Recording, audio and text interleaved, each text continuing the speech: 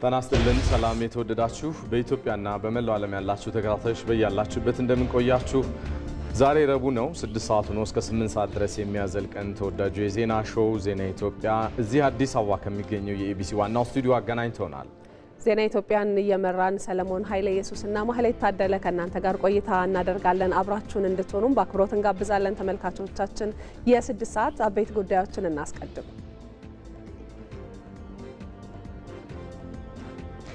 ባቡል ሄር የበጎ አድራጎት ድርጅት ላለፉት 5 ዓመታት በየቀኑ 5000 አቅመ ደካሞችንና የተቸገሩ ወገኖችን እየመገበ እንደሚገኝ አስታወቀ።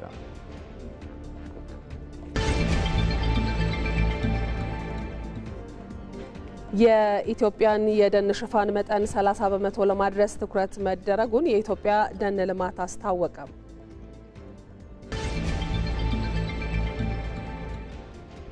የሩሲያ ፕሬዝዳንት በዩክሬን የኃይል መሰረተ ልማት ላይ የሚፈጸመውን ጥቃት ለ30 ቀናት ለማስቆም ተስማሙ የሚለውን ከውጭ ዜና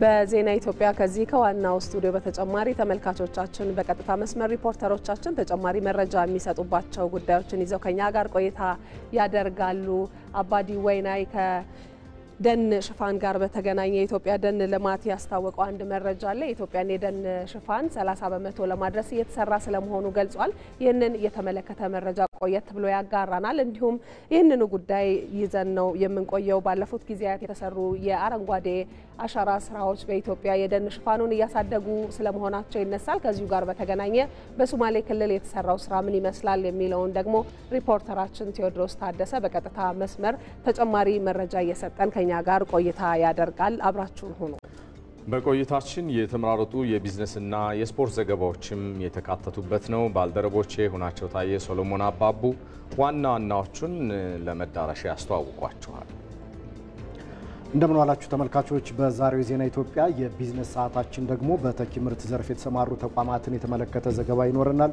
የሀገራችን ባንኮች ዕለታዊ የውጭ ምንዛሬ ተመንና ተያያዥ የግብይት መረጃዎችን ካፍታ ቆይታ በኋላ ሆናቸው ታየ ይጀምራል ጤና ይስጥልን ተመልካቾች ለዜና ኢትዮጵያ ከምንመለከታቸው የስፖርት ጉዳዮች መካከል የኢትዮጵያ ብሔራዊ ቡድን በቀጣይ ከግብጽና ጅቡቲ ጋር ለሚያደርጋቸው የዓለም እግር ኳስ ዋንጫ የማጣሪያ ጨዋታዎች በቂ ዝግጅት ማድረጋቸውን አሰልጣኙ መሳይ ተፈሪ ገልጿል እንዲሁም ከውጪ አርሰናል ከወሳኙ ተጫዋች ቡካዮ ሳካ ጋር ቀጣይ ኮንትራቱን ለማደስ ንግግር ጀምሯል እነዚህና ተጨማሪ ጉዳዮችን ይዤ እመለሳለሁ ሰለሞን አባቡ ነኝ ተመልካቾቻችን በዜና ኢትዮጵያ ጫጭር ጉዳዮችን እናስቀድማለን አብራችሁን ሆኖ የጣና ዳር ንግስቷ ባለ ዘንባባዋ ሙሽራ የቱሪዝም አስኳሏ ባህር ዳር ስራ ላይ ነች ሲሉ ምክትል ጠቅላይ ሚኒስትር ተመስገን ጥሩነህ ተናገሩ ፍጹም የሰላም አየር የአይንንና የመንፈስ ማረፊያ ውብ ስፍራ የታደለችው ባህር ዳር ከመዝናኛ እስከ ግዙፍ የንግድ ስፍራዎቿ በእንቅስቃሴ ተሞልተዋል ሀገሬው ከጧት እስከ ማታ ስራ ላይ ነው በማለትም ገልጸዋል አክለውም የስፖርት ማዘውተሪያ ስፍራዎች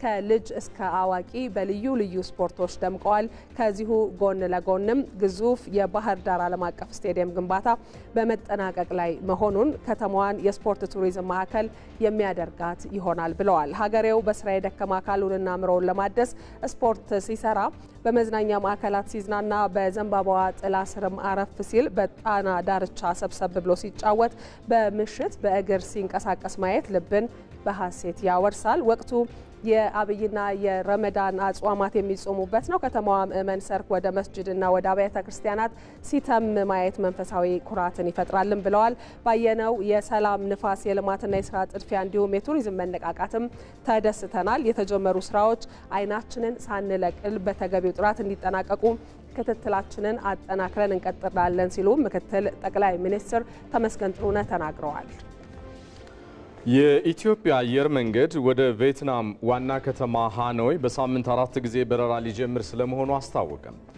አየር መንገዱ ሐምሌ 3 2017 የሚጀምረው ይሄው የአዲስ አበባ መስመር አዲስ የበረራ መስመር ዓለም አቀፍ መዳረሻዎችን ከማስፋቱን በተጨማሪ በአፍሪካና በደቡብ ምስራቅ እስያ መካከል ለሚጓዙ መንገደኞቹ ምቹ የበረራ አማራጮችን ለማቅረብ እንደሚያስችለው ታምኖበታል። አየር መንገዱ በደቡባዊ ምስራቅ እስያ አዲስ መዳረሻ በመጀመር በቀጠናው ያለውን ተደራሽነት በማስፋት ከቪየትናምና ከሌሎች ዓለም አቀፍ ሀገሮች ጋር ያለውን አጋርነት ለማጠናከር የኢትዮጵያ አየር መንገድ ግሩፕ ዋና ስራ አስፈጻሚ መስፍን ጣሰው ገልጸዋል። አየር መንገዱ ወደ ሃኖይ የሚጀምረው በረራ አዲስ አበባን ከቪየትናም መዲና ሃኖይ ለማገናኘት እንደዚሁም ለንግድና ለመዝናኛ ለሚጓዙ ደንበኞች አገልግሎት ለመስጠት እንደሚያስችለው ታምኖበታል። አዲሱ የበረራ መስመር በኢትዮጵያና ቪየትናም መካከል የሚኖረውን የንግድና የቱሪዝም እንደዚሁም የባህል ልውውጥ ለማሳደግ ገንቢ ሚና እንደሚኖረውም ነው ዋና ስራ አስፈጻሚው አቶ መስፍን ጣሰው የተናገሩት። የኢትዮጵያ አየር መንገድ ወደ ሃኖይ የሚጀምረው ይሄው ዓለም አቀፍ በረራ ተደራሽነቱን በማስፋት በተለይም አፍሪካን ከደቡባዊ ምስራቅ እስያ ጋር በማሳሰር ረገድ ትልቅ ድርሻ እንደሚኖረውም ታምኖበታል።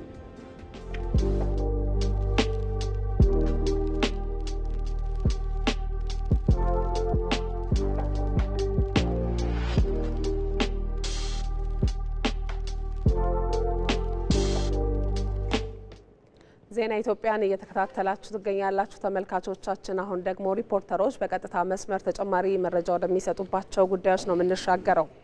የኢትዮጵያ የደን ሽፋን መጠንን 30 በመቶ ለማድረስ ትኩረት መደረጉን የኢትዮጵያ ደን ልማት አስታወቀ።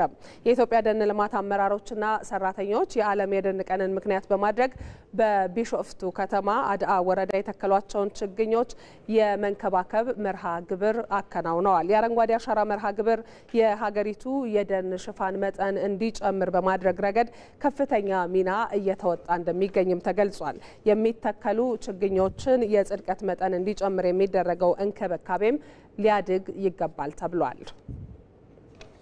ይህንኑ ጉዳይ በተመለከተ ተጨማሪ መረጃ የሚሰጠን ሪፖርተራችን አባዲ ወይናይ በቀጥታ መስመር ላይ ነው የሚገኘው። አባዲ እንደምን ቆይተሃል? ዛሬ የዓለም የደን ቀንን ምክንያት በማድረግ የደን ልማት ሰራተኞች የተከሏቸውን ችግኞች ሲንከባከቡ ነበርና የአረንጓዴ አሻራ መርሃ ግብር ከጀመረ ወዲህ ለኢትዮጵያ የደን ሽፋን ምን አይነት አበርክቶ አለው? ምን ጨመረ ማለት ይቻላል? የተነሱ ሀሳቦችን አጋራል። አመሰግናለሁ። እንግዲህ የኢትዮጵያ ደን ልማት ዛሬ በቢሾፍቱ ከተማ አቅራቢያ አድአ ወረዳ ላይ የተከሏቸውን ችግኞች የመንከባከብ መርሃ ግብር አከናውነዋል። እንግዲህ እነዚህ ችግኞች በክረምት ወቅት የተተከሉ ናቸው። አጠቃላይ የውሃ የማጥጣት መርሃ ግብርና ጽድቀቱ መጠን ምን እንደሚመስል የመርሃ ግብር አከናውነዋል። እንግዲህ አሁን ላይ የጽድቀት መጠናቸው 87 በመቶ መድረሱን የተጠቀሰው። ከዛ ባሻገርም ደግሞ እንግዲህ ኢትዮጵያ ለአረንጓዴ አሻራ መርሃ ግብር ከፍተኛ ትኩረት ሰጥታ እየሰራች ትገኛለች። በዚህም አሁን ላይ የኢትዮጵያ የደን ሽፋን መጠን ከጊዜ ወደ ጊዜ እያደገ መጥቷል። እንግዲህ ከአረንጓዴ አሻራ በፊት የነበረው የኢትዮጵያ የደን ሽፋን መጠን 17 በመቶ ገደማ ነበር። ይሁን እንጂ አሁን ላይ ባለፉት 6 ዓመታት በተከናወኑ የአረንጓዴ አሻራ መርሃ ግብር አሁን ላይ የኢትዮጵያ የደን ሽፋን መጠን 23 በመቶ ማድረስ ተችሏል። ይሁን እንጂ በሚቀጥሉት 5 ዓመታት ደግሞ ማለትም በፈረንጆቹ 2030 የኢትዮጵያ የደን ሽፋን መጠን በ30 በመቶ ለማድረስ ከፍተኛ ትኩረት ተሰጥቶ እየተሰራ ይገኛል ተብሏል። እንግዲህ ለዚህ ደግሞ የአረንጓዴ አሻራ መርሃ ግብር ለደን ሽፋን ማደጉ ከፍተኛ አስተዋጽኦ እያበረከተ እንደሚገኝ ነው የተጠቀሰው። ከዛ ባሻገርም ደግሞ የተራቆቱ መሬቶችን መልሰው እንዲያገገሙና የጫካ ቦታ እንዲሆኑ ወይም ደግሞ ደን እንዲለማባቸው በማድረግ በኩል የአረንጓዴ አሻራ መርሃ ግብር የራሱ ሚና እየተወጣ ይገኛል ተብሏል። እንግዲህ ከዛ ባሻገርም ደግሞ የአረንጓዴ አሻራ መርሃ ግብር ለኢትዮጵያ ዘርፈ ብዙ ጠቀሜታዎችን እያስገኘ እንደሚገኝ የተገለጸው። ካስገኛቸው ጥቅሞች መካከልም አሁን ላይ የኢትዮጵያ የደን ሽፋን መጠን ቀደም ብዬ እንደተጠቀስኩት 23 በመቶ ደርሷል።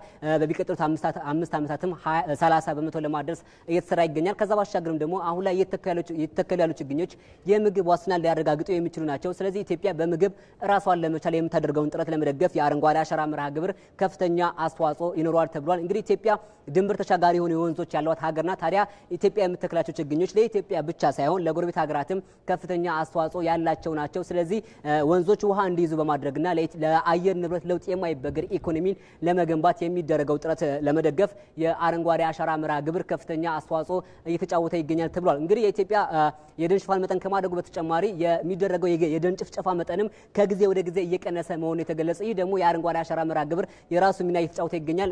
ከ1950 መጨረሻ እስከ 60 አካባቢ የነበረው የደን ጭፍጨፋ መጠን 800 ሄክታር ነበር። ይሁን እንጂ አሁን ላይ እየቀነሰ መጥቶ ከ2000 እስከ 2013 ላለፉት 14 ዓመታት ማለት ነው እንግዲህ የኢትዮጵያ የደን ጭፍጨፋ መጠን 92000 ሄክታር ነበረ። ይሁን እንጂ ባለፈው ዓመት በተከናወነው ጥናት የኢትዮጵያ የደን ጭፍጨፋ መጠን እየቀነሰ በመሆኑና አሁን ላይ ደግሞ 23000 ሄክታር መድረሱ ተገልጿል። እንግዲህ ከ800000 ሄክታር መሬት ወደ 23000 ሄክታር መሬት ማውረድ ተችሏል ማለት ነው። ይህ ደግሞ ከፍተኛ እምርታ የተመዘገበበት እንደሆነ ተቀርጿል። ታዲያ የኢትዮጵያ የደን ሽፋኗን ለማሳደግ አሁንም የምስራውን ስራ አጠናክራ ትቀጥላለች ብለዋል የኢትዮጵያ ደን ልማት ዋና ዳይሬክተር አቶ ከበደ ኢማም ይሁን እንጂ የሚተከሉ ችግኞችን የመንከባከብ መርሃ ግብር አሁንም ሊጠናከር ይገባል። እኛ ዛሬ ያከናወነው መርሃ ግብር የመንከባከብ መርሃ ግብር ነው። ተቋማትና ግለሰቦች የሚተክሏቸውን ችግኞች መንከባከብ አለባቸው። የጽድቀት መጠናቸው ማየት አለባቸው። አጠቃላይ እንደ ሀገር ያለው የጽድቀት መጠን 85% ቢሆንም ከዚህ በለጠ ለማሳደግ የሚሰራው ስራ ሊጠናከር ይገባል ብለዋል ማለት ነው። እንግዲህ የአረንጓዴ አሻራ መርሃ ግብር የኢትዮጵያ ለአየር ንብረት ለውጥ የማይበገር ኢኮኖሚ ለመገንባት የምታደርገውን ጥረት የሚደግፍ መሆኑን የተገለጸው ማለት ነው። ለጊዜው ያለኝ መረጃ ይህንን ይመስላል። ይመራድም እናመሰግናለን አባዲ ለመረጃ ጥሩ ቀን ይሁንልህ። ከዚሁ ከአረንጓዴ አሻራ ጉዳያችን አልወጣንም። የተወደዳችሁ ወደ ሶማሌ ክልል እናልፋለን። በሶማሌ ክልል ባለፉት ጊዜያት የተከናወኑ የአረንጓዴ አሻራ መርሃ ግብሮች የተራቆቱ መሬቶች መልሰው እንዲያገግሙ በአካባቢው ስለማስቻሉ ይነገራል። በክልሉ ለዘንድሮው የአረንጓዴ አሻራ መርሃ ግብር ታዲያ ከ14 ሚሊዮን በላይ ችግኞችን ለመትከል ዝግጅት እየተካሄደ ይገኛል። እዚሁ ጉዳይ ላይ ልንቆይ ነው የተወደዳችሁ። በስፍራ የሚገኘው ዘጋቢያችን ቴዎድሮስ ታደሰ ተጨማሪዎችን ሊያጋራን በቀጥታ መስመራችን ላይ ነው የሚገኘው። ሰላም ላንተ ቴዎድሮስ፣ እንደምን ውለሃል? እስኪ በአካባቢው በተለይ የተራቆቱ መሬቶችን ከዚህ በፊት በአካባቢው ችግኝም የአረንጓዴ አሻራ የሚታይባቸው ያልነበሩ አካባቢዎችን ወደ ደን ሽፋን ወይ እንዲያገግሙ ለማድረግ ረገድ በክልሉ የተሰራው ስራ ከዜናው ባሻገር ምን ገጽታ አለው የሚለውን ንገረን።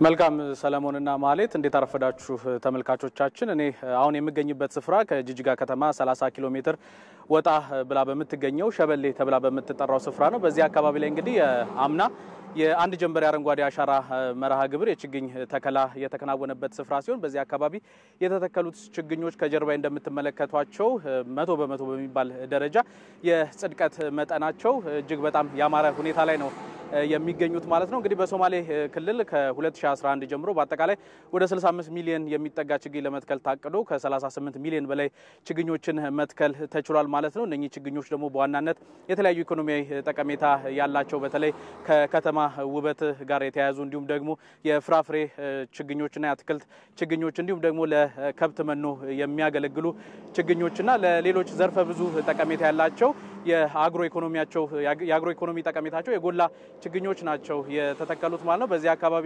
እንደሚታወቀው በተደጋጋሚ ድርቅ የሚከሰትበት አካባቢ ከመሆኑም ባሻገር ማለት ነው እንደዚህ አይነት አካባቢዎች ገላጣና የተራቆቱ ነበሩ። ነገር ግን በተከታታይ በተደረገ የችግኝ ተከላ መርሃ ግብርና የእንክብካቤ ስራ እንደዚያው እንደምትመለከቱት እነኛ አካባቢዎች መልሰው ማገገም ችሏል ማለት ነው። እንግዲህ በአጠቃላይ ለዘንድሮ የዓመት የአረንጓዴ አሻራ መርሃ ግብርም የተለያዩ ዝግጅቶች እየተደረጉ ነው የሚገኘው። በዘንድሮ ዓመት ወደ 14 ሚሊዮን የሚጠጋ ችግኝ ለመትከል ዝግጅት እየተደረገ ሲሆን ከግማሽ በላይም አሁን ላይ በክልሉ በሚገኙ 95 ወረዳዎችና 6 የከተማ አስተዳደሮች ውስጥ የሚገኙ ወደ 158 የችግኝ ጣቢያዎች ላይ የችግኝ ማፍላትና ዝግጅት ስራዎች እየተከናወኑ ነው የሚገኙ ማለት ነው። እንግዲህ በአጠቃላይ በዚህ በሶማሌ ክልል በተለይ በድርቅ የሚጠቃውን አካባቢ መልሶ እንዲያገግም ለማድረግና ማህበረሰቡ የምግብ ዋስትናውን እንዲያረጋግጥ የችግኝ ተከላ መርሃ ግብር የህልውና ጉዳይ ተደርጎ ነው እየተሰራበት የሚገኘው።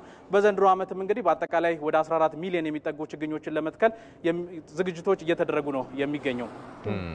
ባልደረባችን ቴዎድሮስ ታደሰ ከስፍራው መረጃዎችን ስላጋራህ እናመሰግናለን። መልካም ቀን። ወደ ዝርዝር ዘገባዎቻችን ደግሞ እንሻገር ተመልካቾች። ከባቱ አርሲ ነገሌ ያለው የፍጥነት መንገድ ግንባታ 85% መጠናቀቁን የኢትዮጵያ መንገዶች አስተዳደር አስታወቀም። የፍጥነት መንገዱ በተቀመጠለት ጊዜ እንዲጠናቀቅም በትኩረት እየተሰራ ስለመሆኑ ተጠቅሷል። በቀለ ተመስገን ዝርዝር አለው። ፈይሳ ደስታ ይባላሉ። ከመቂ ወደ ሻሸመኔ በፍጥነት መንገድ ሲያሽከረክሩ ነበር ያገኘናቸው። እርሳቸው እንደሚሉት የፍጥነት መንገዱ መገንባት ጊዜያቸውን እንደቆጠበላቸው ይገልጻሉ። ፍጥነት መንገዱ በጣም አሪፍ ነው። ለተሳፋሪም ሆነ ለኛም ሰዓት ይቆጥባል፣ አደጋ ይቀንሳል። ያው ምቾትም አሪፍ ነው። እኔ አሁን 2 ሰዓት ተኩል ነው የሚፈጀብኝ። አሁን አዲሱ መንገድ ቢሆን ቢያንስ 1 ሰዓት ነው የሚፈጀው። በጣም ጠቃሚ ነው። አሁን ከዝዋይ ወደ አዲስ አበባ በጣም ምርጥ መንገድ ነው ያለው። አሪፍ ነው ብለን ነው።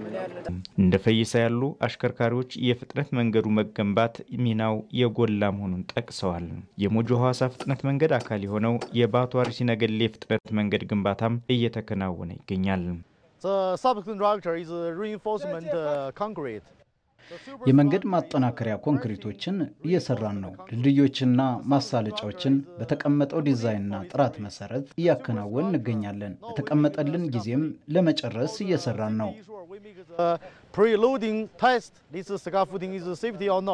የፍጥነት መንገድ ፕሮጀክቱ በተቀመጠለት ዲዛይንና ጥራት መሰረት እየተገነባ መሆኑም ተጠቅሷል። ፕሮጀክቱ ከመጀመሩ በፊት የዲዛይንም ሪፖርቲንግም ኳሊቲ ኮንትሮልም ፕሮሰስ ሲደረግ ማለት ነው ሲሰራ እንደገና ደግሞ የማቴሪያል ቴስት ካለቀ በኋላ ደግሞ የተሰራው ቴስት የተቀመጠለትን የዲዛይን ስታንዳርድ ወይ የጥራት ስታንዳርድ ያሟላል ወይስ አያሟላም የሚለው ፕሮጀክቱ ከመጀመሩ በፊት እሱን ስታብሊሽ እናደርጋለን። ፕሮጀክቱ ሲጀመር ወጥ የሆነ ስታንዳርዳይዝድ የሆነ ሲስተም ነው የምንሰራው። ያው እስካሁን ባለው በስታንዳርዱ መሰረት ነው የሚሰራው። በተለያዩ ምክንያቶች አንዳንድ ነገር ቢከሰት የማስተካከያ ስራ ይሰራል።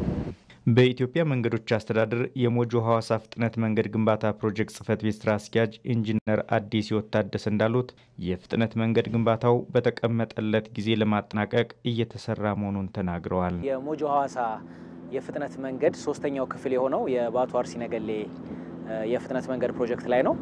የሞጆ ሐዋሳ የፍጥነት መንገድ አጠቃላይ 202 ኪሎ ሜትር ያለው የፍጥነት መንገድ ሲሆን የመጀመሪያው ምዕራፍ ከሞጆ ድረስ እስከ ባቱ ድረስ ያለው 92 ኪሎ ሜትር የአስፋልት መንገድ ተጠናቆ ለትራፊክ ክፍት ከሆነ 3 ዓመት በላይ ያስቆጥሯል።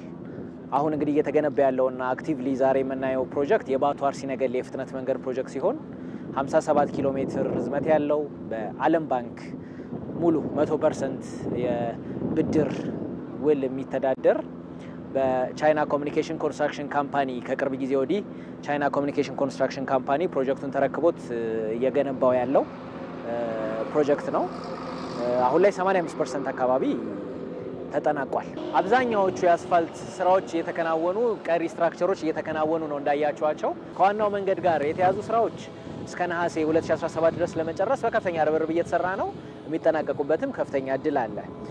የፍጥነት መንገድ ግንባታውን እያከናወነ የሚገኘው ዓለም አቀፉ የስራ ተቋራጭ ቻይና ኮሚኒኬሽን ኮንስትራክሽን ኩባንያ ነው። የማማከርና የቁጥጥር ተግባሩን ደግሞ ሀገር በቀሉ ኢትዮ ኢንፍራ ኢንጂነሪንግ ኃላፊነቱ የተወሰነ የግል ኩባንያ ከኩንሃ ኢንጂነሪንግ እና ኮንሰልቲንግ ከኮሪያ ኤክስፕሬስ ዌይ ኮርፖሬሽን ጋር በመተባበር እየተሰራ እንደሚገኝም ተገልጿል። እዚህ አዲስ አበባ ከሚገኘው የኤቢሲ ስቱዲዮ በቀጥታ ስርጭት እየተላለፈላቸው የሚገኘው የዛሬ ረቡዕ ተወዳጁ የዜና ሾው ዜና ኢትዮጵያ እንደቀጠለ ነው። ድርቅን መቋቋም የሚያስችል ግብርና ለመፍጠር የአፈርና ውሃ ጥበቃ ስራ ወሳኝ ስለመሆኑ ታምኖበት እየተሰራ እንደሚገኝ የትግራይ ክልል የእርሻና ገጠር ልማት ቢሮ ኃላፊ ዶክተር ኢያሱ አብርሃ ተናገሩ። ከተለያዩ የትግራይ ወረዳዎች የተውጣጡ የግብርና ኃላፊዎችና ባለሙያዎች በምስራቃዊ ዞን በአፈርና ውሃ ጥበቃ ንቅናቄ እየተሰራ ያለውን ስራ ጉብኝት አካሂደዋል። በስፍራው የሚገኘው ዘጋቢያችን ሙልጌታ ተስፋዬ ተከታዩን ይዟል። በትግራይ ከተለያዩ ወረዳዎችና ዞኖች የተውጣጡ 500 የግብርና ባለሙያዎችና ኃላፊዎች በምስራቃዊ ዞን በነጻ የአፈርና ውሃ ጥበቃ ንቅናቄ የተሰሩ ስራዎች ጎብኝተዋል። በድርቅ እጅግ በሚጠቃው በአጽቢ ወረዳ የተሻሉ የአፈርና ውሃ ጥበቃ ስራዎች እየተሰሩ ይገኛሉ የተባለ ሲሆን ነዋሪዎችም የአካባቢያቸውን ስነ ምህዳር ለመቀየር እየሰሩ ስለመሆናቸው ይናገራሉ። የአፈርና ውሃ ጥበቃ ስራ ጠቃሚነቱ ስለተረጋገጠ በተለያየ አይነት እየሰራን ነው የምንገኘው። ለምሳሌ ይቺ ተፋሰስ በዘንድሮ ዓመት ነው የሰራ ነው። ከግጦሽ ነፃና ውሃ እንዲያቆር እየሰራን ያለ ነው። በቀጣይም ምርት ለመጨመር መኖ ለማግኘት ነው የምናስበው። በአጽቢ ወረዳ ተፈጥሮን ማዕከል ያደረገ የአፈርና ውሃ ጥበቃ ስራ እየተከናወነ እንደሚገኝና በንቅናቄው ለመስራት ከታቀደው 80% መጠናቀቁን ከዚህም 60% በለስን በመሳሰሉ አትክልቶች የመሸፈን ስራ እየሰራ ስለመሆኑ አስተዳዳሪው አቶ መዝገበ ግርማይ ተናግረዋል። የተዋደደ ስራ ክንሪ ከለና በተቀናጀ አሰራር ስንመለከት አርሶ አደሩ ተደራጅቶ በክላስተር ከማልማት ጀምሮ በተፋሰስና በእርሻ መሬት ላይ የተለያዩ ስትራክቸሮችን በመስራት ውሃ ለማቆር ነው እየሰራ ያለው። ውሃ በያዘን ቁጥር ምርታማነታችን ይጨምራል። ውሃ ስንይዝ የእንስሳት ቀለብ እናገኛለን። ቀጥለን የእንስሳት ተዋጽኦ ስለምናገኝ ሁሉም የተቀናጀ እንዲሆን ተደርጎ ነው እየተከናወነ ያለው።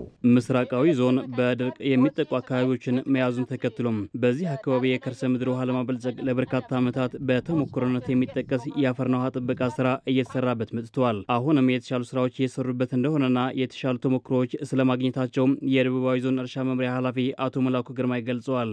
እዛ ያየነው አዲስ ነገር የተፈጥሮ ልማትና ከኤሪያ ክሎዥር ከእንስሳ ልማት ላይም በሞኖ ላይ እነዛ የተሰሩትን አፈርና ውሃ ጥበቃ በሞኖ ወይም በባዮሎጂካል እንዴት መደገፍ ይቻላል የሚል ጥሩ ያየነው ተሞክሮ አለ። የትግራይ እርሻና ገጠር ልማት ቢሮ ኃላፊ ዶክተር ኢያሱ አብርሃም በየደረጃው ያለው የግብርና አመራር በፈታኝ ወቅት መኖርን ተገንዝቦም ዘርፉን በሳይንስና በጥበብ መምራትና ማቀናጀት እንዳለበት አስገንዝበዋል። ግብርና በህዝብ ቁጥር መጨመር፣ በአየር ንብረት መዛባትና ቴክኖሎጂን በአግባቡ ባለመጠቀም እየተፈተነ ነው ካሉ በኋላም በቀጣዩ የምርት ዘመን 26 ሚሊዮን ኩንታል ምርት ለማግኘት የዘንድሮው የአፈርና ውሃ ጥበቃ ስራ የሞት ሽረት ተደርጎ ተወስደዋልም ብለዋል። የሚዘንበው ዝናብ እንዴት አድርገን ነው ይዘነው ወደ መሬቱን ወደ ታራሲ መሬት የምናስገባ የሚል የራሳቸው ተሞክሮ ያስመጡታል። ዲፕ ትሬን ሰርተው ውሃውን ያጠራቅሙታል። የሚቀጥለው ደግሞ አንድ ዝናብ ሁለት ዝናብ የሚባል ነገር ይቆማል ማለት ነው። ስለዚህ የአፈርና ውሃ ጥበቃ ላይፍ ኤንድ ዴዝ ነው ያላት፣ የሞት ሽረት ነው ያላት። በትግራይ ከነበሩት 1.9 ሚሊዮን በሬዎች አሁን ላይ 500 ሺህ ብቻ ቀርተዋል። ይህም ግብርናውን ለማከናወን ፈታኝ ነው ካሉ በኋላ ፌዴራል መንግስት 500 ትራክተሮች ወደ ትግራይ እንዲገቡ ባስቀመጠው አቅጣጫ 85 ብቻ ገብተው ቀሪዎቹ በቢሮክራሲያዊ አሰራር ምክንያት ዘግይተዋል ብለዋል። አሁንም ፑሽ እየተደረገ ነው ያለው። ፎር ሹር የሚቀጥለው መጋቢት ላይ እጃችን ላይ ይገባል የሚል ግምት አለኝ፣ ተስፋ አለኝ። እኔ አልቆርጥም። ለምን ባንኮችም ለምሳሌ ኮመርሻል ባንክ ላይ የተሰጠውን 303 ትራክተሮች ዶላር አቬል አደርጋለሁ ብለዋል። በዘንድሮ የአፈርና ውሃ ጥበቃ ንቅናቄ 900 ሺህ ሰው በማሳተፍ 30 ሺህ ሄክታር መሬት ለማልማት መታቀድም ተገልጿል። የተሞክሮ ልውውጡ የተካሄደው በአጽቢ፣ ጽራ ወንበርታና ጻዕዳ አምባ ወረዳዎች ላይ ነበረ። ለኢቲቪ ዜና ሙልጌታ ተስፋይ መቀለም። ባቡል ሀይር የበጎ አድራጎት ድርጅት ላለፉት 5 ዓመታት በየቀኑ 5000 አቅመ ደካሞችና የተቸገሩ ወገኖችን እየመገበ ማህበራዊ ኃላፊነቱን ሲወጣ ቆይቷል። በተለይም በዚህ የጾም ወቅት በበጎ አድራጎት ዝግጅቱ የተለየ የመደጋገፍ የመከባበርና ኢትዮጵያዊ ሴት ጎልቶ የሚታይበት እንደሆነም ተገልጿል። ዛህራ መሐመድ ዝርዝር አላት። በአብሮነት ውስጥ ያለ መደጋገፍ እኛ ኢትዮጵያውያን የኖርንበት እውነት ነው። ይህን አብሮነታችንን ከሚያጠነክሩ ጉዳዮቻችን መካከል በችግር፣ በሐዘን፣ በደስታና አሁን እንዳለንበት ወቅት ያሉ የጾምና የበዓል ወቅቶች ይጠቀሳሉ።